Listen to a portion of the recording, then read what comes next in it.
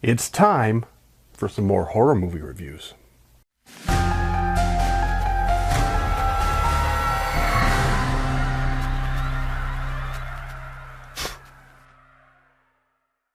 For those of you who've been around this channel for a while, you know that I've been reviewing all the movies I get from HorrorPack, the horror movie subscription service. I used to do that twice a year in a mass review video in which I discussed all of them all at once. But now that the DVD HorrorPack service has been discontinued, I've decided, as I mentioned in some previous videos, to start reviewing all of the HorrorPack movies monthly. So here comes my review for all the HorrorPack offerings from January of 2024. As usual, we got 4 movies in the Blu-ray HorrorPack, including Mad Heidi, The Cursed, Reborn, and Bad Dreams, the Best of Nightmares Film Festival 2023, which was the HorrorPack exclusive Blu-ray number 91. As always, there will be purchase links for all of these, or at least all of the ones I can find links for, down in the What's It, so you can get copies for yourself. And I also recommend reading all the stuff I put down there, because there are lots of good things you might be interested in if you're the sort of person to watch my nonsense here on this channel.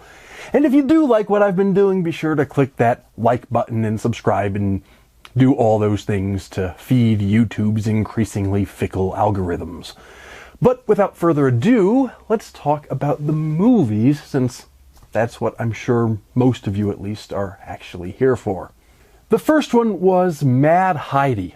When I opened it up, this was the one I'd seen before because I borrowed a copy off a friend, but now I'm really pleased to have my own copy in my library thanks to the HorrorPack people. Calling this, however, a horror movie is admittedly a bit of a stretch. It's really more of an action film, and it's been called, in fact, the first Swissploitation movie, which kinda gives you an idea what it's all about. But though it's not really horror, there are some good scenes of gore and things like that which will please horror audiences. Another way to put it, even though it's not horror, it's the kind of thing horror fans are likely to enjoy. It's basically a revenge story. We have an evil fascist government who've cornered the cheese market. Yeah, this is that kind of movie. It's about cheese fascists. Anyway, totalitarians do what totalitarians do, and one of the victims is Heidi, who then goes on to exact her revenge on everyone, all the way up to the cheese tyrant himself, portrayed by Casper Van Dien. So, is it a good movie? On some level, the answer is no, but it's not trying to be. It's trying to be a fun movie, and it is that. I mean, even calling it cheesy, though entirely true, it is cheesy, even calling it that becomes a rather horrible pun because of the film's premise about cheese fascists. I can guarantee that was intentional because this film was made for audiences with a sense of humor. If I were to criticize anything, I'd say that for this kind of movie, it takes a little too long to get to the real action. Because that is what we're looking for in this kind of tribute to the grindhouse. If you've been around for a while, you know I love a good slow burn movie. But when I say that, I'm talking about something more serious, like, for example, The Witch or even The Exorcist. When it comes to something like this, I really wanted to spend more of the film's 90-some odd minutes watching Heidi kick ass. And it does take a while before we really get there, but once we do get there, it's exactly what we were all looking for. It's glorious in its cheesiness, and I mean that both literally and figuratively in this case, and I think a lot of us are always looking for this kind of over-the-top filmmaking. At the end of the day, I'd give this one a solid B+. It's not perfect, but I think the people who watch my videos are likely to enjoy it. And speaking of slow burn horror, our next movie was The Cursed. This one takes place in the late 19th century on a French estate where people are being hunted by an unknown supernatural force. Though it does begin with a flash-forward framing device set during World War I, which is mostly used just to get us hooked into the mystery before going 35 years back in time to tell the story it really wants to tell. Once we get to the actual story, we begin with the estate's owner slaughtering a group of gypsies who dispute his ownership of the land.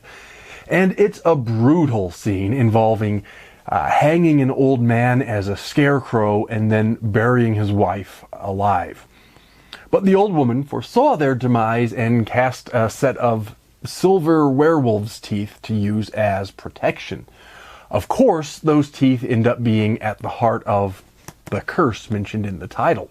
And so it becomes a kind of period werewolf movie, which I like, but unlike a lot of other lycanthrope stories, this one is emphatically that kind of slow burn that I do like. That doesn't mean it's boring. Rather, it hangs its hat on a couple early scenes to pique the viewer's interest, and then it relies on well-written character drama and an imposing atmosphere to carry it along until the real horror gets started relatively late in the film. In the past, I've complained about too much politics in a lot of modern horror, and I mean books and movies and comics and anything horror. I think a lot of that ends up being ham-fisted at best, and it seems to prioritize the filmmaker's message rather than the actual story. But that's not universally the case. This one, as an example, though it is a very political story on some level, involving questions of how the French land baron treated the Romani, issues of class division, and more, this ends up being one of the ones that I think mostly gets it right, because it doesn't just set up a we versus they story and assume that its message is the only thing that's important to the audience. To the extent that we consider the land baron a villain in this story, and fair enough, we also have to grapple with the idea that the curse doesn't just affect him. It doesn't even just affect him and the soldiers, or him and the people directly involved in the massacre at the beginning of the movie. The curse affects the entire village, including children. And that sets us up for a more subtle political discussion, which is the way it should be. It's a decidedly bleak story, and I'm reluctant to analyze it too much further in the interest of avoiding spoilers. I do have more things I could say about the politics of this film, but I don't want to give away the ending. But it's the kind of dark and depressing horror that I personally really like. On some level, despite its subject matter and the presence of a monster, some might question whether we want to call it a true horror movie. An argument could be made that it's more interested in depressing the audience or making them think rather than really scaring them. And I think that's true up to a point. But if you like some intellectualism in your horror, as I do, then I think it is a horror movie, and perhaps a subtler one than most, because the horror comes not from making the audience afraid of the monster per se, but from making the audience question their allegiances to various characters, and even their views of the morality of the situation about which the film is offering its thoughts. Few things are more frightening than those kinds of deep questions. Those can really sort of tear your mind apart. Just out of curiosity, I looked it up to see what other reviewers have thought about it. According to Rotten Tomatoes, the critics have given it a 71% average, and the audience only 54%. I have to say, I usually find the audience ratings much more reliable because the professional critics tend to prefer the kind of pretentious crap that would only please pseudo-intellectuals who want to seem sophisticated by pretending to see deeper meaning where often none exists. While the audiences, on the other hand, tend to just want to see a good movie, whether intellectual or not. But in this case, I think the professional critics actually have the right of things, and the audience reviews betray a rather frustrating bias against a film that actually takes its time to establish rich atmosphere and realistic characters, rather than just skipping right to the gore. I'm not necessarily going to call it a new favorite or anything, but I certainly did like it, and I'd like to see a lot more filmmakers with the courage to give us atmospheric, slow burn horror, at least from time to time, and so I'll give this one an A-. Next up is Reborn, the one about which I knew the least going in. This one is the story of a child who is stillborn. But during the film's opening sequence, the hospital morgue is struck by lightning while the attendant is up to some rather unsavory business with a different corpse, both establishing his character and treating us to a decent scene of horror as this lightning reanimates the stillborn child. Fast forward 16 years. The mortuary attendant and his family have taken the child on as their own without telling anyone. But what they don't seem to know, or at least not to appreciate, is that the same lightning that restored her life gave her the power to control electricity, and she uses that power to escape her captors and go on a quest to find her biological mother, portrayed by none other than Barbara Crampton. What's interesting about this one is the way it plays with who the audience wants to root for. On the one hand, we certainly want to root for the young girl as she escapes her rather abusive captors and tries to find and reconnect with her mother. But at the same time, her methods are brutal. Even when we find some of her actions cathartic, directed as they are at some less than likable individuals, we also have to acknowledge that she's mentally not entirely there and is on a severely destructive path. The only true innocent in the whole thing is Crampton's character, who, despite her own faults, which are on display in the film, never even knew any of these things were going on around her. In terms of its theme and morality, and even to a certain extent its plot, it's clearly derivative of Carrie, the book or any of the film adaptations, but it's not quite as successful as its predecessor. It may not be quite as deep as one would hope, and it's certainly short on real scares, though it does have some interesting kills, and is overall well put together. Probably its biggest fault is that it's simply too predictable. I pretty much knew how it was all going to turn out by just the first couple minutes. But even though it doesn't really surprise the viewer, it's still an enjoyable watch, and I'll give this one an honorable C+.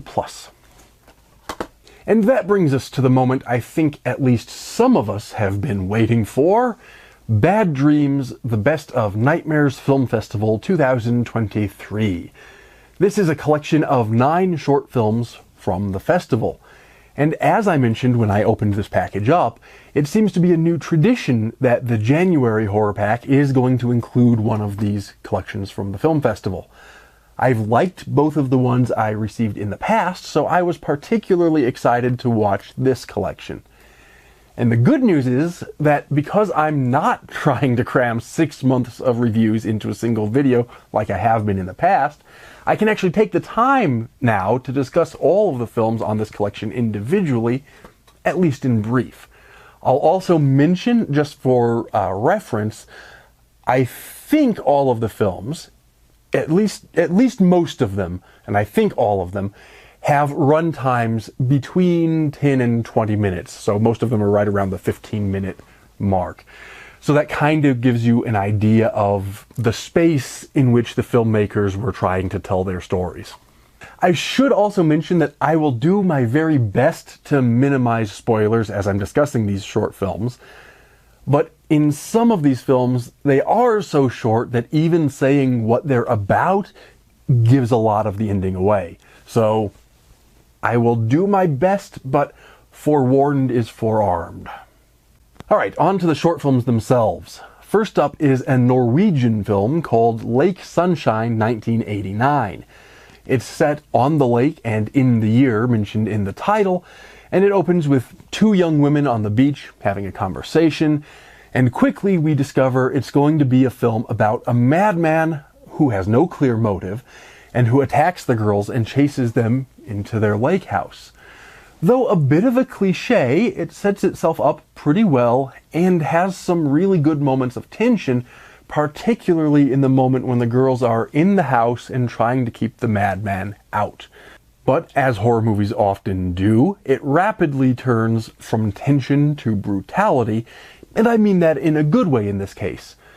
Indecision on the part of the main character is rather annoying, because some better decisions could have made for a more interesting contest between the girls and the madman, but it's still an enjoyable little film, and this one gets a B grade. Next was a film called Gummy. This one is about a kind of crazy girl, a dentistry student, and she has a really crazy, overbearing father. Over the course of the film, she extracts her own teeth and then replaces them with someone else's. It's a really weird one, but I often like weird. Where it excels is in some disturbing visual gags, but where I wanted a bit more was in the character development department, which felt maybe a bit lacking even for a short film, given the particular circumstances of these characters and this situation. I'll give this one a B-. Our next short was called Make the Call. It's hard to describe this one at all without some major spoilers, because a lot of what's really happening in the film isn't revealed until the ending.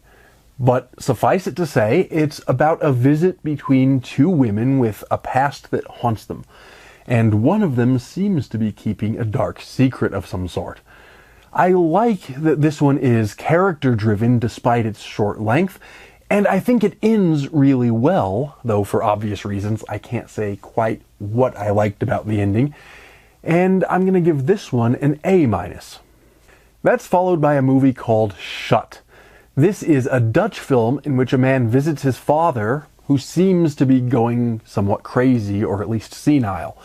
Our first introduction to the older man sees him boarding up his own shed in the middle of the night. And as things move on, he just seems to keep getting weirder and seems to be harboring some kind of secret. In fact, we quickly start to wonder whether he's crazy or whether something really sinister is going on. This one builds well to an ending that I actually liked, which, as some of you know, is a bit of a rarity for me. I tend to like a lot. I mean, I love horror, but I tend to think they fall apart in the ending. Let's just leave it at that. But this one has an ending that I did like, and this one gets a solid A. Next was the Mobius Trip. Not the Mobius Strip, which would certainly intrigue my mathematical mind. And on that note, stay tuned for a book of mathematical horror, for which I'll be announcing pre-orders soon. But this isn't that. This is the Mobius Trip. It's about a dysfunctional family traveling by car. The trip of the title. It starts off with them just bickering, which, fair enough, they're a dysfunctional family, they bicker.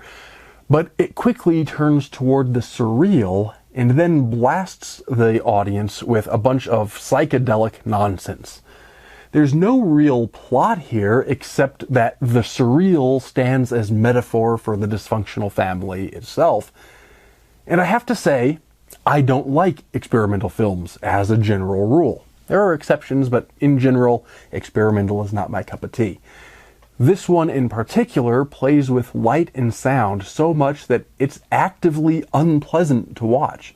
I do think that's intentional, but that's not at all the kind of discomfort I want from my horror movies.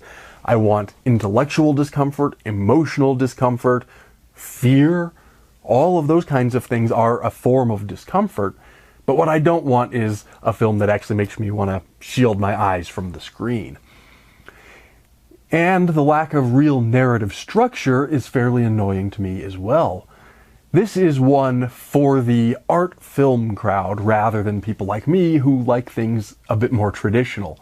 For me, this one's a D-, representing the only real failure on the collection. Next is one called Safe. Basically, and I have to apologize for giving away the ending here, but it's the only way I can even describe what it's about.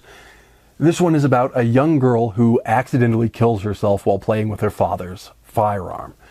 It's well produced and even has some funny moments when it's setting things up, But at the end of the day, it feels more like an advertisement for gun safety than a fully realized short film. And on that note, it does annoy me a bit by beating us all over the head with an idea that anyone with 2 brain cells to rub together already knows.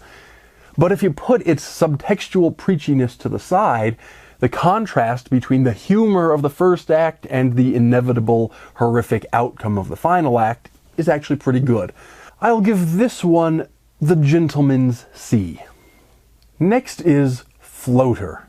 Given the title, you probably know we're in for something a bit on the gross side, and this film does not disappoint, though it actually ends up having more emotional depth than I expected, and I give it a lot of credit for that.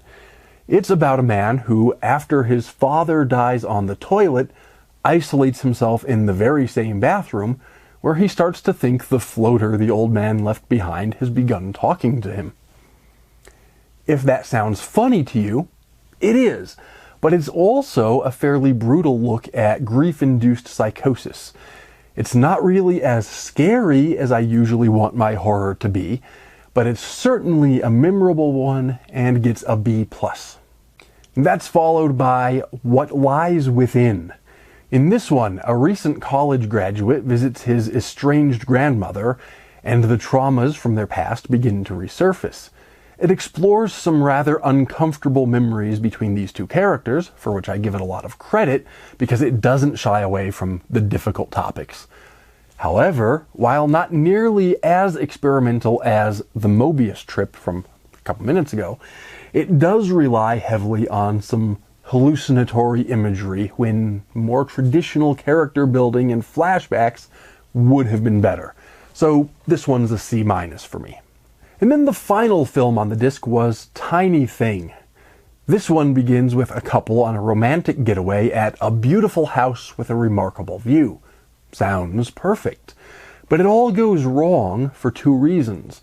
First, the man doesn't immediately reciprocate his girlfriend's declaration of love. That would put a bit of a damper on the evening, but it gets much worse when a fly gets stuck in his ear.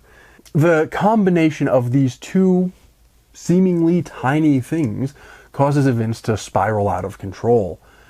It's arguably more absurd and funny than truly scary, but it does ramp up the tension nonetheless until it comes to a fairly horrifying ending. This one gets a grade of A. And so, if I average all of those letter grades together, just mathematically speaking, this one would come out to a B- grade.